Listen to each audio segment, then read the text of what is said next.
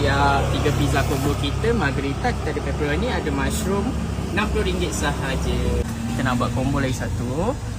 Margherita, kita ada beef pepperoni, kita ada caramelized mushroom. Kita pizza Neapolitan style. Dia apa beza dia tu? Apa beza dia dekat keras dia bang? Keras dengan hydration dough tu lah. Okay, so ini kita nak letak sos lah untuk dua pizza ni. Dua base tomato Dua base tomato, betul.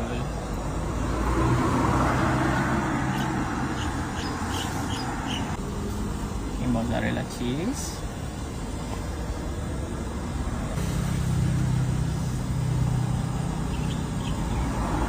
Ini beef pepperoni kita lah. Chicken pepperoni ada juga? Ada juga. Kau abang nak separuh-separuh pun boleh. Boleh lah separuh-separuh. Separuh-separuh kan. Ni kalau ambil combo ni dia jimat sikit lah. Dia jimat.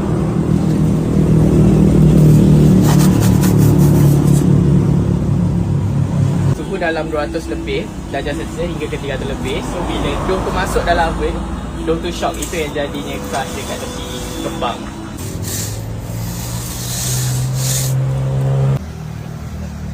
Dah siap. So ini kita punya pepperoni, half chicken and half beef.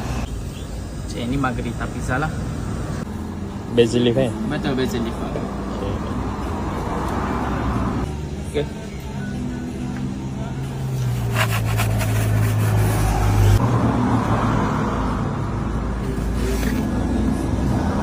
So next order ni adalah untuk caramelized mushroom lah kita buat. Sos juga. Ni caramelized mushroom Yes, caramelized mushroom.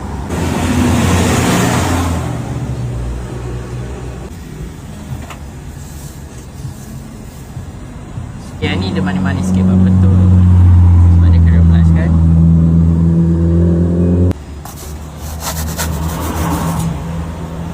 Alright, siap 3 pizza combo kita. Margherita, kita ada pepperoni, ada mushroom, RM60 sahaja. Nak potong berapa bang? 8 ke 6? 8 lah. 8 Alright. 8 biasa 8 biasa standard, betul.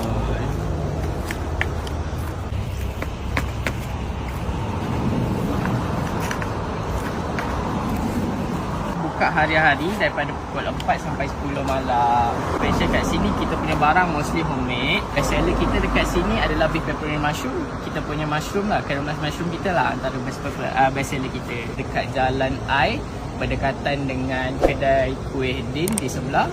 Boleh search sahaja kedai kuih Din. Nama kedai Sienna Cafe.